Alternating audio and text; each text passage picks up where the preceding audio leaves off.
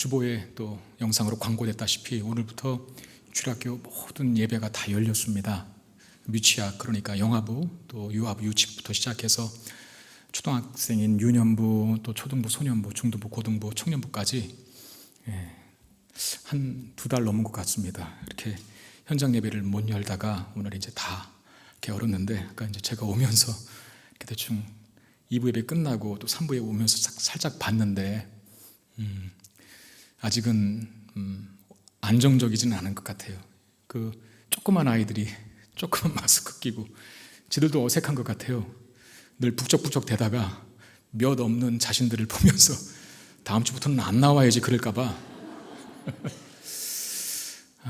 참 마음이 힘드네요. 이게 빨리 왜 이렇게 안 될까 하는 생각이 들어요. 믿음이 없나 봐요. 조급하기도 하고.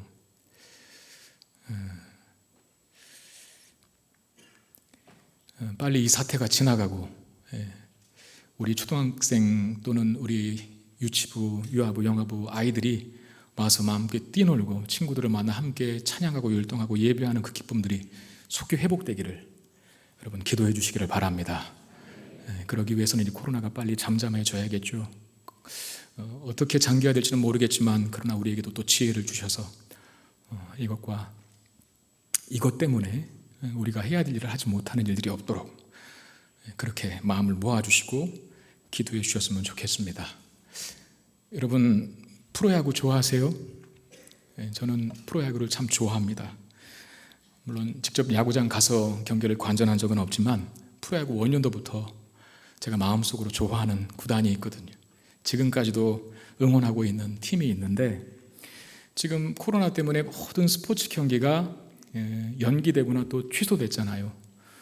근데 이제 프로야구가 아마 제일 먼저 개막한 것으로 알고 있는데 프로야구 하면 그래도 우리나라에서는 굉장히 인기 있는 스포츠죠.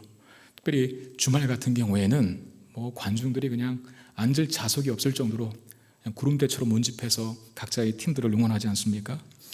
우리나라가 제일 먼저 프로야구를 하는 나라 중에 제일 먼저 정규 시즌을 시작해서 세계적인 이목이 집중되었었습니다. 여러분 아실지 모르겠지만 ESPN이라고 하는 미국의 유명한 스포츠 방송에서도 우리나라 프로야구 경기를 중계하는 것으로 제가 알고 있습니다. 이건 대단한 일이거든요. 특이한 점이 하나 있는데 프로야구가 시즌이 시작되었어도 좀 특이하게 합니다. 뭐냐면 관중 없이 합니다. 관중들이 들어오면 안 돼요. 선수들만 그 팀들이 경기를 하는데 이것을 무관중 경기라 이렇게 하는데 여러분 한번 생각해 보시길 바랍니다. 늘 구름대처럼 문집한 그 관중들 앞에서 경기를 펼쳤던 선수들이 이제 선수단밖에 없는 그곳에서 경기를 해야 한다는 그것만큼 적응하기 어려운 것도 없을 것 같습니다. 안타나 홈런을 치면 함성도 지르고 아웃되었을 때는 아쉬워도 하고 하는 소리를 들리고 이래야 되는데 그래야 스포츠 경기 아니겠습니까? 근데 그것 때문에 구단마다 아이디어를 짜낸 게 뭐냐면 관중석에다가 팬들의 사진을 갖다 놓기도 하고 또 무슨 곰인형, 또 토끼 인형, 강아지 인형, 사람 인형 이런 것들을 앉혀놓기도 하는데 여러분 그러나 그것으로는 부족하잖아요. 정말 살아있는 사람들이 와서 실제적으로 반응하고 응원을 해야 할 맛 나지 않겠습니까? 그림 사진 갖다 놓고 앉아있어. 인형 갖다 놓고 앉아놓든 어찌 감히 실제 관중들이 경기를 관전하면서 열광적으로 응원하는 그런 분위기가 비할 수 있겠습니까? 어쨌든 사람이 아무리 사람 모양을 하고 있어도 그 안에 영혼이 담기지 않으면, 생기가 담기지 않으면 의미가 없는 것이죠. 마찬가지로 여러분 성전에는 하나님의 영광이 가득해야 합니다. 오늘 제목이 뭡니까? 성전에 가득한 하나님의 영광 이렇게 잡았는데 우리가 모여드리는 예배의 자리 또 집에서 가정에서 온라인으로 드리는 그 예배의 자리에 하나님의 영광이 가득하게 되기를 주의 이름으로 축원드립니다. 이제 열왕기상 8장에 이르렀습니다. 6장부터 성전 건축이 시작됐는데 오늘 8장의 말씀은 이제 성전을 건축하고 그에 필요한 모든 기물들까지 다 제작을 마쳤어요. 이제 남은 것이라고는 봉헌식 우리가 소위 이야기하는 입당식, 헌당 예배만 남은 것인데 그 장면을 이 8장이 기록하고 있는데 8장이 굉장히 깁니다. 우리 그 내용을 따로따로 한번 띄어서 한 몇 주간에 걸쳐 살펴보기를 원합니다만 이제 모든 준비가 다 된 성전이에요. 그러면 바로 봉헌식에 들어가도 될 법한데 스톱한 것이죠. 한 가지 중요한 일이 남았는데 그 뭐냐면 법궤, 다시 말하면 하나님의 임재를 상징하는 그 법궤가 어디에 안치되어야 합니까? 오늘 본문에도 그 말이 나왔는데 지성소에 안치되어야 이제 봉헌식이 시작되는 것입니다. 이 마지막 중요한 일이 어쩌면 전부와도 같은 일, 이게 되지 않으면 나머지 모든 것들이 아무리 화려하고 최선을 다하여 좋게 가꾸어져서도 의미가 없죠. 법궤가 안치되는 장면, 이것이 중요합니다. 법궤가 뭘까요? 제가 사진을 준비해 봤습니다. 보세요. 저기 무슨 가마처럼 밑에 양쪽에 이제 두 개의 나무 작대기가 있지 않습니까? 그게 오늘 본문에 따르면 채예요, 채. 매는 거. 그리고 저기 법궤 네모 상자 위에 지붕처럼 보이는 것이 법궤 뚜껑이라 그렇게 하는데 1년에 한 차례씩 대제사장이 저 지성소 안에 들어가서 양의 피를 가지고 저 뚜껑 위에다가 붓습니다. 그 피를. 그래서 이스라엘 전체의 죄가 사해지게 되는 그런 속죄 역할을 하게 되는데 저 뚜껑에 피를 붓는다 그래서 저 뚜껑의 이름을 속죄소라고도 하고 하나님께서 용서의 은혜를 베푸신다라고 해서 뭐라고 할까요? 시은좌라고 얘기합니다. 은혜가 베풀어지는 자리라. 저 두 그룹이 날개를 펴서 법궤를 감싸고 있죠. 저 법궤가 들어가는 장소가 바로 지성소인데 여러분 성전에는 크게 두 구분으로 나누지 않습니까? 성소의 영역이 있고 지성소의 영역이 있어요. 이 성소는 제사장들이 다 들어갈 수 있어요. 그런데 지성소는 절대 누구도 들어가서는 안 됩니다.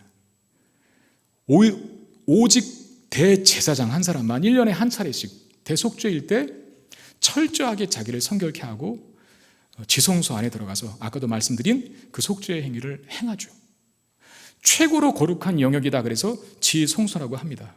그 지성소에 하나님의 임재를 상징하는 법궤가 안치됩니다. 여러분 성전이 성전될 수 있는 것, 하나님의 임재를 상징할 때 가능한 거거든요. 그렇지 못하면 그 성전이 성전이 아니에요.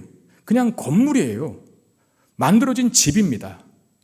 그러므로 하나님의 임재를 강력하게 상징하는 법궤가 그 지성소 안에 안치되어야만 드디어 성전일 수 있는 것입니다.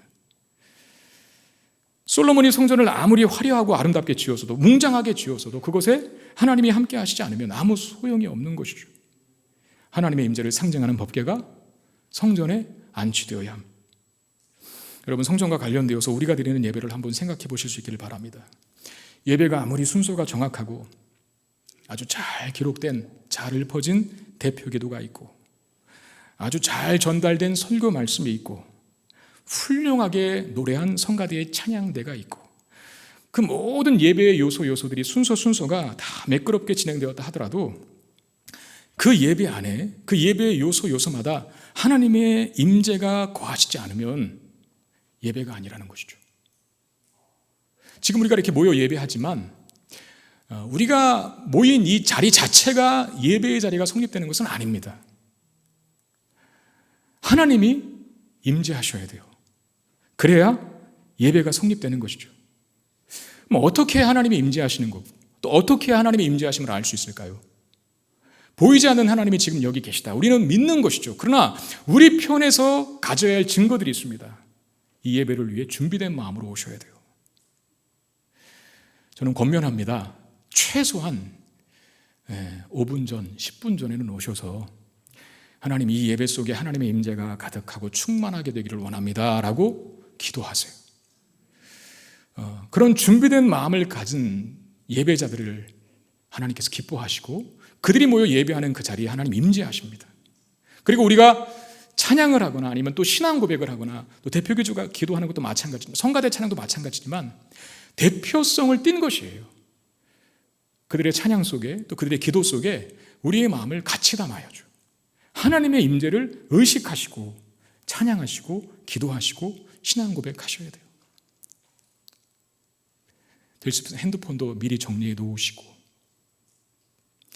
성경책도 한번 미리 찾아 놓으시고 하는 것들이 하나님의 임재를 갈망하는 성도들의 또 예배자의 당연한 태도 아니겠습니까? 아무리 모든 것이 다 갖추어져 있어도 하나님이 임하시지 않는다면 그것은 성전이 아닙니다. 하나님이 임재하시는 그곳이 성전입니다. 솔로몬은 이 법궤를 지성소에 안치시키는 일을 위해서 이스라엘의 장로와 또 각 지파의 족장들을 예루살렘으로 소집하는데, 당연하겠죠. 장로들이 왔고 그 다음에 족장들이 왔어요. 이 국가적인 거사를 치르는 일에 중요한 요직에 있는 분들이 와서 참여하는 건 충분히 납득이 가는 행위입니다. 그런데 정작 법궤를 안치시키는 이 직접적인 일과 관련해서는 장로와 족장들이 전혀 언급되지를 않고, 누가 언급됩니까? 레위 사람과 제사장들만 언급이 됩니다. 그리고 그들이, 레위 사람과 제사장들이 법궤를 어깨에 메고, 아까 그 채 보셨죠? 그걸 메는 거예요. 어깨에 메고 이동하는데, 오늘 본문에서 메다라고 하는 동사가 5번이나 반복이 됩니다. 법궤는 레위 사람이나 제사장들이 어깨에 메고 운반을 하는 게 법입니다. 하나님께서 그렇게 규정하셨어요. 우리가 이 대목에서 연상되는 한 사건이 있죠. 다윗이 예루살렘을 수도로 삼고 가장 먼저 한 일이 뭡니까? 법궤를 찾는 일이었습니다. 그 선대 왕이었던 사울은 40년 동안 한 번도 법궤를 거들떠보지도 않았다 그랬잖아요. 그런데 다윗은 이스라엘 전체의 통합 왕이 되자 제일 먼저 한 일이 예루살렘을 정복하고 그 예루살렘을 수도로 삼고 잃어버린 법궤를 찾아 예루살렘 성으로 드리는 일이었습니다. 거기까지는 좋았어요. 근데 그 일을 진행하다가 다윗이 크게 실수한 부분이 있죠. 법궤를 매지 않고 수레시로 옮긴 것입니다. 인간의 편리성으로 봐야 하고 하나님의 말씀에 무지한 다윗과 이스라엘의 태도로 그렇게 해석할 수도 있는데, 얼마쯤 가다가 수레가 돌부리에 걸려서 덜커덩 하니까 그 수레에 의해 실려진 법궤가 떨어질 위기에 놓인 거예요. 순간적으로 우사라고 하는 사람이, 그 인솔 과정을 주도하는 우사라고 하는 사람이 떨어지려고 하는 법궤를 손으로 잡습니다. 어떻게 됩니까? 속물은 함부로 만져서는 안 된다라고 하는 것도 법이에요.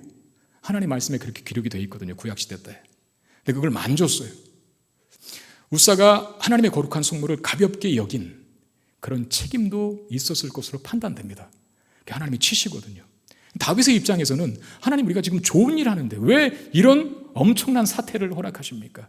왜 죽이시죠? 법궤 때문에 왜 그가 죽어야 합니까? 라고 하면서 법궤 때문에 죽임당한 그 사람을 보면서 굉장히 큰 두려움에 사로잡혔고, 또 한편으로는 하나님에 대한 반감이 생겼어요. 우리가 좋은 일 하는데 왜 죽이십니까? 라는 것이죠.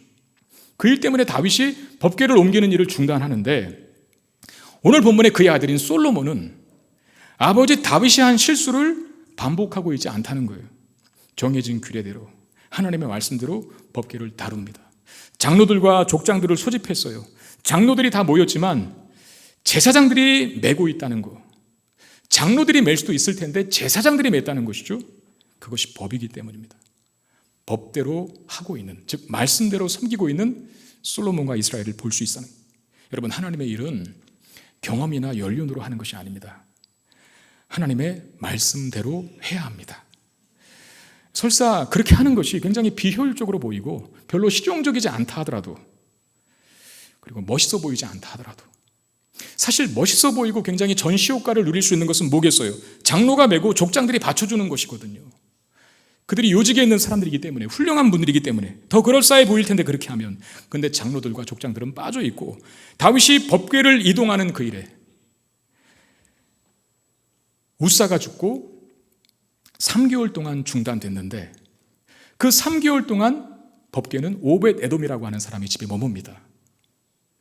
여러분, 우사라고 하는 사람이 법궤를 만져서 죽었는데, 그가 약 70년 동안, 정확한 건 아니지만 70년 동안 그 법궤를 관리했을 것으로 봐요.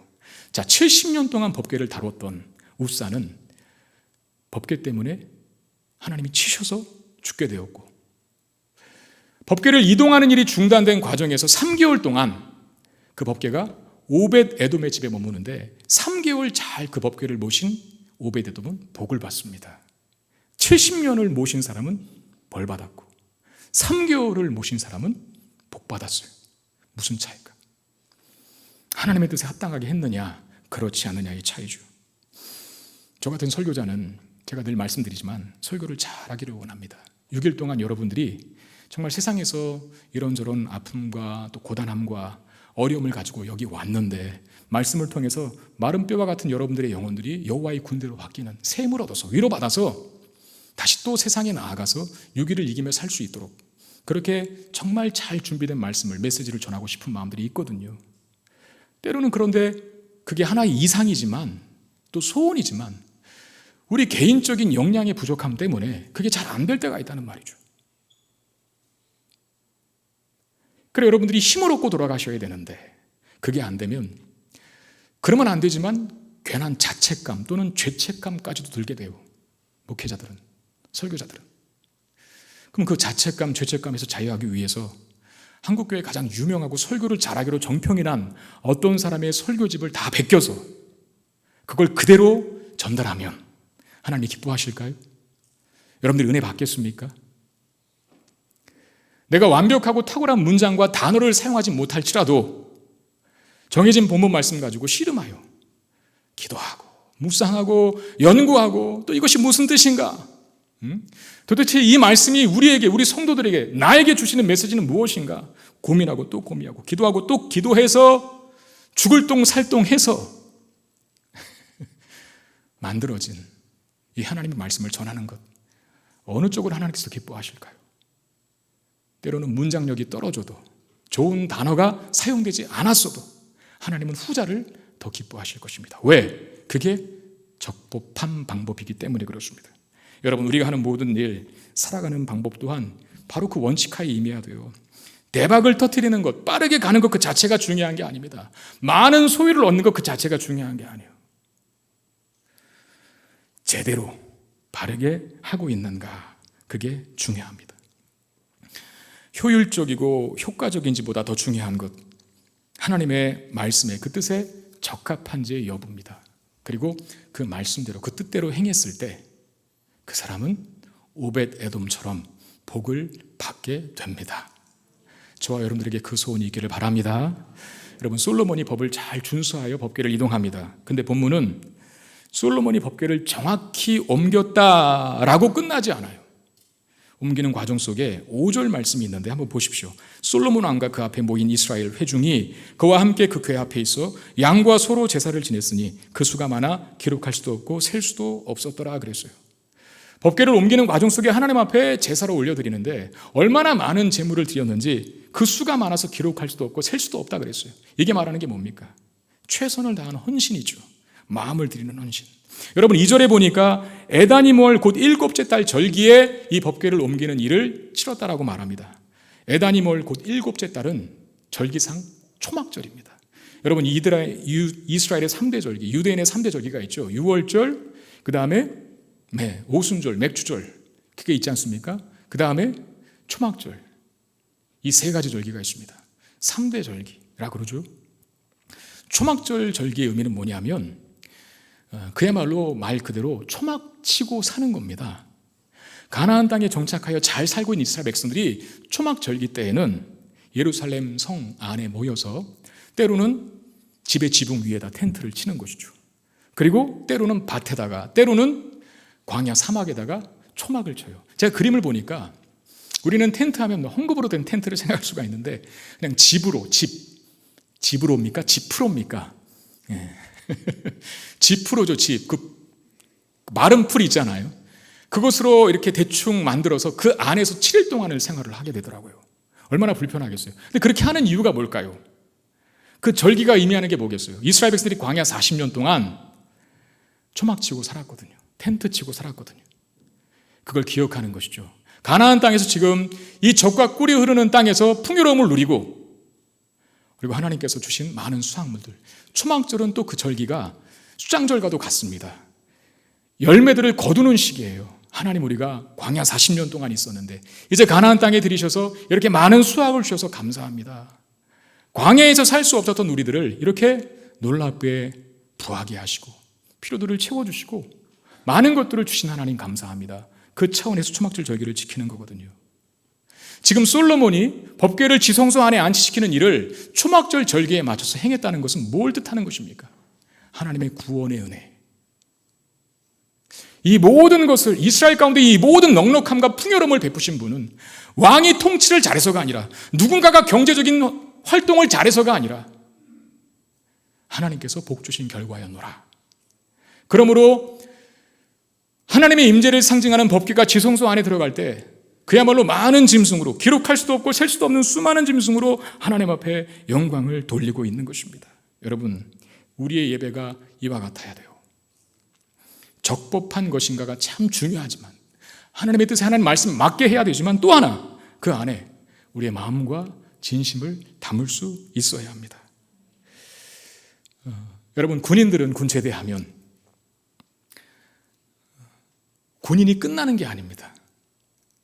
군 제대해도 저 때는 예비군이 8년 동안이었어요. 예비군은 뭡니까? 평상시에는 민간인으로 살다가 나라에 전쟁이 나면 그 사람은 군인으로 편성이 되는 거예요. 그래서 예비군 하면 동원돼서 훈련도 받고 하잖아요. 그때까지는 군인된 정체성이 끝난 게 아닙니다.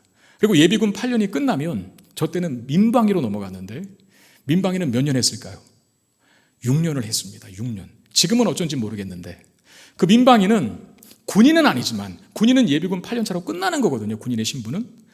군인은 아니지만 민방위는 나라에 어떤 참사가 일어났거나 또 큰 아주 재난과 같은 사건이 일어났을 때 투입되어서 백성들을 좀 보호해주는 역할을 하는 사람들이 민방위고, 여러 가지 교육을 합니다.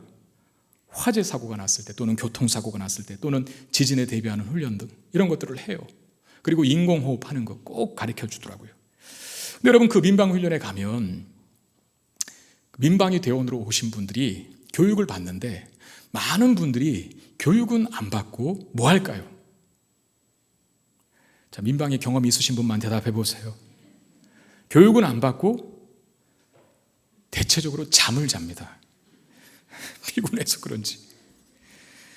어떤 강사도 그런데 잠을 자는 그 민방위 대원을 보고 깨라고 말하지 않아요. 제지하지 않아요. 심지어 어떤 강사님들은 시작할 때 주무셔도 좋다라고 아예 말해놓고 시작하는 강사도 있어요. 저는 한편으로는 다 지금 자고 있는데 막 앞에서 강단에서 열광하고 있는 그 강사분들을 볼 때 굉장히 측은한 마음이 들더라고요. 여러분, 저는 용납 못합니다. 저는 자는 거 원치 않아요. 깨셔요. 제가 이렇게 보고 하면 저쪽에서 지금 누가 주무시고 계시다는 뜻이에요. 저는 그거 위축돼요. 아직 강심장이 못 돼서 제가 설교 안에도 누가 자고 있으면 설교 못 하겠습니다. 내려가서 깨우고 다시 올라오고 싶어요. 근데 이 민방위 대원을 훈련시키는 강사님들은 이제 도가 텄는지 아주 주무셔도 좋다라고 말하고 시작하더라고요. 제가 그 상황을 접하면서 그런 생각을 해봤어요. 우리의 예배도 이런 것이면 어떡할까? 그냥 참여하는데 의미가 있는 거예요. 도장 찍는데 왔다, 나 왔다? 도장 찍고 끝나요. 주민등록증 확인하는데 주민등록증 확인도 제대로 안 해요. 여기 혹시 민방위 관리하는 분이 있을지 모르겠지만 제가 볼 땐 그래요. 성경책도 읽고 옷도 단정하고 시간에 정확히 맞춰서 왔고 헌금도 준비했는데 마음이 없다면, 참여하는 데 의의를 둔다면, 여러분, 제가 설교할 때 조는 분이 있으면 마음이 서운한 것처럼 하나님 굉장히 서운하실 것입니다. 모든 것이 다 적법하게 되어 있어도 우리의 마음을 다한 헌신이 없다면 하나님 얼마나 서운하실까요? 여러분, 이 자리에 여러분들이 한 주간 어떠한 삶을 사셨는지, 그 한 주간의 삶 속에 고난이 있고 시련이 있고 아픔이 있고 하나님 앞에 나는 감사할 조건이 없었습니다라고 할 만할 그런 치열하고 어려웠고 힘든 삶을 살았다 할지라도 여기 모인 우리가 참된 예배자가 맞다면 우리에게 두신 동일한 은혜가 있습니다. 그게 뭡니까? 따라합시다. 구원의 은혜. 그건 다 받으신 거예요. 그리고 구원의 은혜는 하나님께서 우리에게 주신 최고의 선물이에요. 왜? 우리에게 구원을 베푸시기 위해서 무슨 대가를 치르셨습니까? 아들 예수 그리스도를 이 땅에 보내셔서 십자가에 매달리시는 그런 대가를 치르시고 우리에게 구원의 은혜를 베푸신 것이죠. 이 구원의 감격 속에 예배 드려야 돼요. 구원받은 하나님의 백성이다라고 하는 그 하나의 진리, 그 사실 속에 우리가 한 주간 동안 때로는 고달팠고 힘들었고 괴로웠던 삶의 모든 것들이 다 묻혀야 돼요. 예배자로 나온 우리에게 반드시 있어야 될 것, 그래서 감사와 찬송의 제물이라는 것입니다. 하나님 앞에 지금 솔로몬이 마음껏 높여 드리는 것처럼 우리 각자에게 베푸신 구원의 은혜를 향한 진심 어린 감사와 찬양을 하나님 앞에 올려드릴 수 있게 되기를 주의 이름으로 축원드립니다. 이제 법궤 안에 들어있는 것에 대한 설명을 이어가는데, 법궤가 옮겨지는 과정 속에 성경 기자는 그 법궤 안에 뭐가 들어있는지를 일부러 밝히고 있어요. 9절에 그 궤 안에는 두 돌판 외에 아무것도 없으니 이것은 이스라엘 자손이 애굽 땅에서 나온 후 여호와께서 저희와 언약을 맺으실 때에 모세가 호렙에서 그 안에 넣은 것이더라 그럽니다. 여러분, 우리가 아는 법궤 안에 들어있는 것은 뭡니까? 구체적으로 뭔지는 몰라도 한 가지가 아니라 몇 가지가 들어있다고 알고 있어요. 세 가지. 첫 번째가 아론의 쌍난 지팡이, 두 번째가 만나가 담긴 항아리, 그리고 세 번째가 오늘 본문에 기록된 두 돌판, 특별히 십계명이 기록된 두 돌판, 이 세 가지가 들어있는 거거든요. 근데 이 시점에서는, 솔로몬이 법궤를 지성소에 안치할 이 시점에서는 성경 기자가 의도적으로 궤 안에는 두 돌판 외에는 아무것도 없었다라고 기록해요. 그럼 두 가지는 없어진 거예요. 그걸 강조하는 표현이거든요. 나머지 두 가지 어디로 갔을까? 여러분 기억나십니까? 사사시대 사사기가 끝나고 사무엘상이 그 시대를 봤잖아요. 사사기는 어두운 시대입니다. 영적으로. 그 어두운 시대를 사무엘상 1장 초반에서 봤는데, 사무엘이 등장하기까지 이스라엘은 어두운 나라였어요. 영적으로 암흑기였어요. 그 암흑기를 대변하는 인물로 등장하는 사람이 엘리 제사장, 그리고 그 두 아들인 홈리와 비나야스였습니다. 그들이 집권했을 때, 그들이 종교 지도자로 있었을 때 블레셋이 이스라엘을 쳐들어왔어요. 전쟁을 펼칩니다. 1차전을 이스라엘이 패해요. 궁금한 것이, 우리가 왜 패했을까? 우리가 왜 졌을까? 하나님의 민족이? 그러면서 법궤 안 가져와서 그렇구나 하고 가서 이 홈리와 비나스가 법궤를 가지고 2차 전투를 치릅니다. 그런데 2차 전투도 그들의 기대가 영락없이 무너지게 되는데 아주 크게 패해버립니다. 심지어 법궤까지 블레셋 사람들이 빼앗아가요. 그때 나머지 두 가지, 아론의 쌍난 지팡이와 만나가 든 항아리가 유실되었을 것으로 봅니다. 근데 이 본문이 우리에게 가르쳐주는 아주 중요한 시사점이 하나 있어요. 여러분, 법궤 안에 있는 이 세 가지 중 두 가지는 없어졌고 하나만 남았다라고 했는데, 사라진 두 가지는 뭘 상징할까요? 아론의 쌍난 지팡이나 또는 항아리에 들어있는 만나는 기적을 강조하는 것입니다. 기적. 여러분, 지팡이에서 어떻게 싹이 나요? 나무는 뿌리를 내리고 심겨져 있어요. 거기서 생명력을 얻어 싹이 나는 것이지. 지팡이는 마른 막대기 아닙니까? 그런데 거기서 싹이 났다라고 하는 것은 기적 중에 기적이죠. 그리고 하늘에서 내린 만나를 먹고 40년 동안 광야에서 연명했다. 여러분, 이거 믿을 수 있습니까? 만약에 하나님 말씀을 못 믿는 사람들이 그 얘기를 들었다면 그거 신화다, 사실이 아니라, 역사가 아니라 그거 꾸며낸 이야기다, 이렇게 치부해버렸을 거예요. 그야말로 믿을 수 없는 일이거든요. 40년 동안 하늘에서 내린 달짝지근한 과자 같은 음식, 그 만나를 먹고 40년 동안 살아왔다라고 하는 그런 역사를 가진 나라는 없습니다. 이스라엘밖에. 그것도 기적 중에 기적이죠. 그런데 기적이 가진 공통점은 계속해서 반복되지는 않는다는 거예요. 아론의 쌍난 지팡이가 계속 지팡이들이 싹을 내지는 않습니다. 하늘에서 내린 만나가 계속 이스라엘 백성들을 먹여주지는 않습니다. 가나안 땅에 들어가니까 뭐가 그쳤어요? 만나가 그칩니다. 그것이 말하는 게 뭡니까? 기적적인 사건은 반복되지 않는다는 거예요. 그런데 십계명이 적힌 두 돌판은 다릅니다. 하나님의 말씀은 기적이 아니라 뭡니까? 하나님과의 관계를 상징해요. 이건 계속해서 유효한 겁니다. 이스라엘은 그들의 정체성을 봐라, 우리 조상 아론은 지팡이가 하나 있었는데 싹이 났다? 그걸로 그들의 정체성을 설명하는 게 아닙니다. 우리 조상들은 40년 동안 광야에 있을 때 만나 먹고 살았다? 그래서 우리는 하나님의 백성이야, 이렇게 말할 수 없는 거예요. 하나님의 백성의 정체성 무엇으로 드러납니까? 그들이 하나님 말씀대로 살아가고 있는가? 그건 죽을 때까지예요. 끝이 없습니다.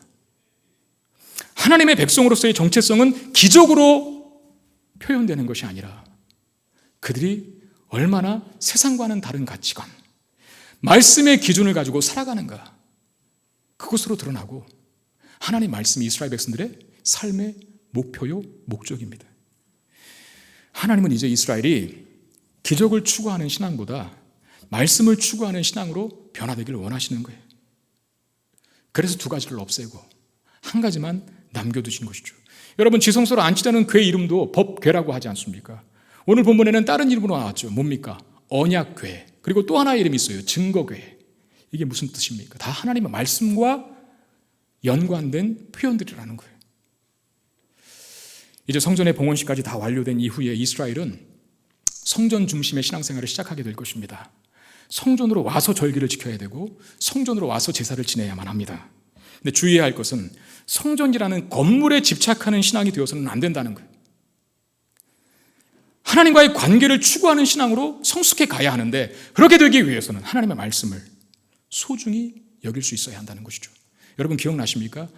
열왕기상 6장에서 솔로몬이 성전을 건축해가는 과정 속에 하나님이 중간에 나타나셔서 그렇게 말씀하셨어요. 너 내 말 잘 들어야 돼. 율법 지켜야 돼. 네 조상들이 지켜왔던, 네 아버지가 행했던, 다윗이 내 법도대로 살아왔던 거 너도 그렇게 살아야 돼. 성전 짓고 있는 걸 칭찬하시지 않았고 오히려 말씀대로 살아라라고 강조하십니다. 건물에 집착되는 신앙이 아니라 하나님 말씀 부여잡고 그 말씀 소중히 여겨 그 말씀대로 살아가는 것이 이스라엘의 정체성을 설명해주고, 이스라엘의 목숨은 거기 달려있기 때문에 그래요. 여러분, 이스라엘이 성전에서 제사가 줄어들어서 망했습니까? 우리가 보게 되겠지만 절대 아닙니다. 엄청나게 많은 제사와 제의들이 치러졌었어요. 근데 왜 망했습니까? 하나님 말씀대로 안 살아서 망했습니다. 이걸 기억하셔야 돼요. 여러분, 기적과 신비한 일들만 추구하는 신앙이 되어서는 안 됩니다. 기도 응답만을 추구하는 신앙인이 되어서도 안 됩니다. 기도 응답이라는 게 다분히 우리는 육적이고 세상적인 것을 추구할 때가 많아요. 그런 기도를 하지 말라는 건 절대 아닙니다.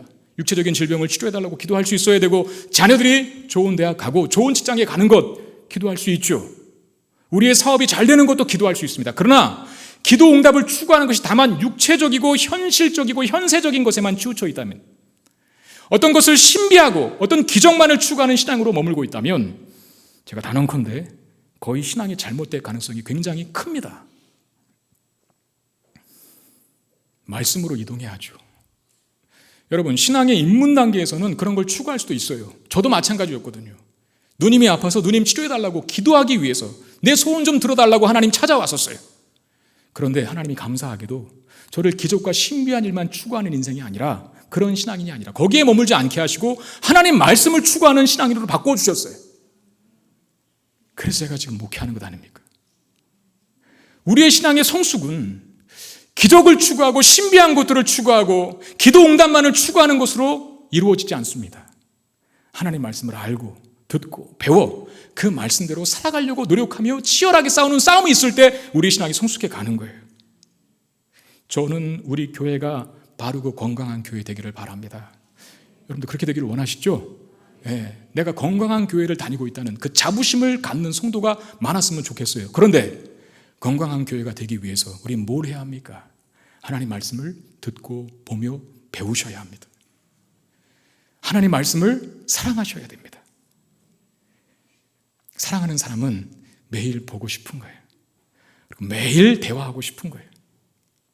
하나님 말씀으로 하루를 여시고, 하나님 말씀 붙들고 하루를 사시고, 하나님 말씀 붙들고 기도할 수 있는, 그래서 건강한 신앙인으로 성장할 수 있는 저와 여러분 되시기를 주의 이름으로 축원드립니다.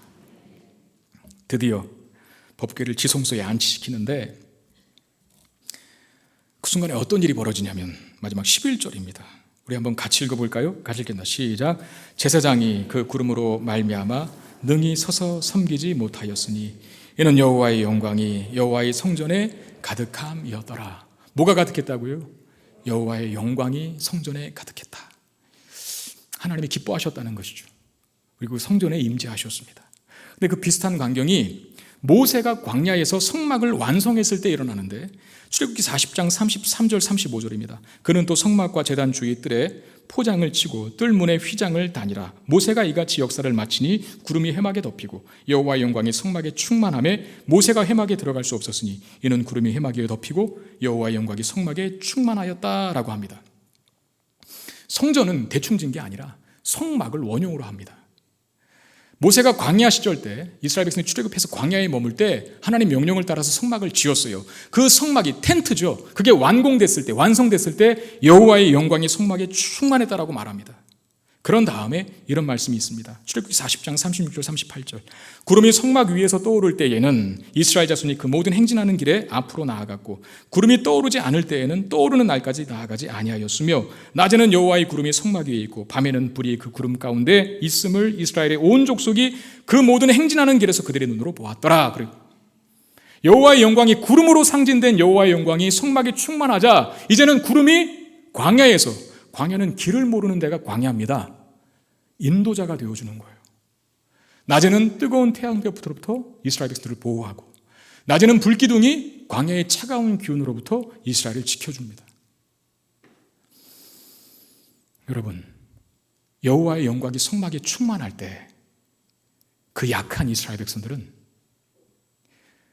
광야에서 40년 동안이나 살았어요. 이게 말하는 바가 뭡니까? 이스라엘 백성은 약하잖아요. 심지어 악하기까지 하잖아요. 출애굽 시켜줬는데 광야에서 얼마나 많은 불평으로 살아갑니까? 그들은 연약한 족속들입니다. 오합 지돌들입니다. 게다가 그들이 살아가는 삶의 환경은 인간이 살지 못하는 광야, 즉 척박하고 황량한 곳입니다. 그런데 그곳에서 40년을 버텨요. 신기한 건 옷이 헤어지지 않고 신발이 닳지 않고 배고파 죽거나 목말라 죽은 자들이 없었다라고 말합니다. 왜? 하나님의 성막에 여호와의 임재가 가득하니까, 구름으로 표현된 여호와의 임재가 가득하니까 그들이 길을 잃지 않고 굶어 죽지 않고 목말라 죽지 않고 옷이 없어 신발이 없어 고난당하지 않았다는 것. 오히려 그 광야라고 하는 척박한 환경 속에서 40년을 버티는 인생이 되었다는 것입니다. 동일하게 오늘 본문에서 성전이 완공되고 나서 이런 표현이 있다는 걸 기억하십시오. 11절 하반절에 여호와의 영광이 여호와의 성전에 가득함이었다. 이것으로 끝을 맺어야 되는 거예요. 아무리 솔로몬이 성전을 웅장하고 화려하게 지었어도 여호와의 영광이 들어가지 않으면 그 인생은 불안한 겁니다. 수많은 스펙을 가지고 있고 부와 권력과 명예를 가지고 있어도 하나님이 동행하시지 않는 인생은 불안한 겁니다. 그러나 반대로 초라해 보여도 여호와의 영광과 그 임재가 가득한 인생은 광야 속에서도 죽지 않는다는 사실, 여러분 믿으시기를 바랍니다. 이게 정말 기가 막힌 구두인 것 같아요. 제가 조금 잘난 척할게요. 사자성어로 활용점정. 용을 다 그렸는데 눈알만 그리지 않은 거예요. 눈알만 딱 그려 넣었더니 이제 그 용이 살아서 하늘로 승천했다. 그런 뜻의 사자성어가 활용점정이잖아요. 성전에 여호와의 영광이 가득했다. 여호와의 영광이 머무니 이스라엘이 초라하지 않는 것입니다. 여러분, 하나님께서 예루살렘 성전에 영광으로 임재하신 것처럼 신약의 모든 성도는 예수 그리스도와 묶여 있습니다. 하나님이 우리와 하나가 되셨어요. 그 증거가 뭡니까? 예수 그리스도를 바울은 교회의 머리라고 하셨고 교회는 그의 몸이라고 했어요. 여러분, 즉 머리와 몸은 떨어질 수가 없습니다. 떨어졌다간 죽어요. 예수 그리스도께서 교회의 머리시고 교회는 그의 몸이라고 하신 것은 예수님이 우리 안에 들어와 사시고 절대 포기하지 않으며 버리지 않으며 망하게 하지 않겠다라고 하는 결심이시고 다짐이십니다. 여러분, 우리가 우리의 가치를 설명할 때, 우리의 존귀함을 설명할 때 사실은 우리는 뭐 별 볼 일 없잖아요. 이스라엘도 마찬가지였고. 그런데 우리 안에 예수님께서 들어와 계시니 우리가 가치 있고 존귀한 것 아니겠습니까? 이 말을 생각하다 보니까 떠오르는 한 사람이 있었어요. 스티븐 호킹입니다. 보여주세요. 그냥 대충 봐도 저분이 장애인인 걸 아시겠죠? 루게릭병 때문에 목 위에는 전혀 움직이지 못하는 분입니다. 그런데 저분이 가진 머리가 굉장히 탁월해요. 천재적인 물리학자입니다. 그러니까 저분의 가치는 몸은 엉망진창이지만 내세울 곳 없지만 그 머리가 저 사람의 가치를 증명해주고 설명해줘요. 우리도 사실 우리가 내세울 곳 없지만 환경이 힘들고 또 어려운 상황 오면 또 넘어지고 쓰러지고 잘난 것 없는 존재이긴 하지만 예수 그리스도께서 우리 안에 들어와 사시며 교회인 우리의 머리가 되셨으니 우리는 당당할 수 있는 것입니다. 존귀하고 가치로운 존재들인 것입니다. 그 말씀이 고린도후서 4장 7절입니다. 우리 한번 같이 읽겠습니다. 시작. 우리가 이 보배를 질그릇에 가졌으니 이는 심히 큰 능력은 하나님께 있고 우리에게 있지 아니함을 알게 하려 함이라. 보배는 누굽니까? 그리스도, 예수 그리스도. 질그릇은 누굽니까? 우리입니다. 질그릇의 특징은 뭡니까? 깨지기 쉬운 겁니다. 그런데 보배가 되신 예수 그리스도가 들어온, 담겨진 인생은 결코 안 깨집니다. 저와 여러분들이 참된 예배자가 맞다면, 하나님의 사람이 맞다면 예수 그리스도가 여러분들의 인생 속에, 여러분들의 삶 속에 들어와 계시기 때문에 그 자체로 우리는 가치 있고 존귀한 존재인 것입니다. 우리 자신이 그렇고 옆에 계신 우리의 지체들이 그런 사람들입니다. 한번 인사할까요? 당신은 존귀한 사람입니다. 인사하겠습니다. 그러고 보니 조금 다르게 보이지 않으세요? 존귀하고 가치 있게 보이지 않으세요? 저와 여러분들은 예수 그리스도가 들어와 살고 계신 존귀하고 가치 있는 인생들이십니다. 이제 남은 건 존귀한 자답게 살아가십시오. 막 살지 마시고 오늘 본문에서 강조한던 것처럼 참된 예배자로 사시고 말씀에 내 인생을 맞춰 살아가는 거룩하고 존귀한 인생으로 살 수 있게 되기를 바랍니다. 그러면 우리 안에 들어오신 예수 그리스도 이 영광이 오늘 성전에 그 여호와의 영광이 충만하게 임재한 것처럼 우리 안에 계신 예수 그리스도의 영광이 더 찬란하고 충만하게 드러날 것이고 우리는 그 안에서 행복하고 기뻐하며 만족스러운 삶을 살게 될 것입니다. 이 은혜와 복이 저와 여러분들에게 있게 되기를 주의 이름으로 축원드립니다. 기도하겠습니다. 하나님, 성전이 완성된 것 그 자체가 중요한 것이 아니라 그 성전의 법궤가 옮겨지고 드디어 여호와의 영광이 충만하게 임재했을 때 비로소 성전이 된 것을 보았습니다. 오 주님, 우리 안에 들어오신 예수 그리스도 때문에 어렵고 힘들지만 소망을 가질 수 있음을 고백합니다.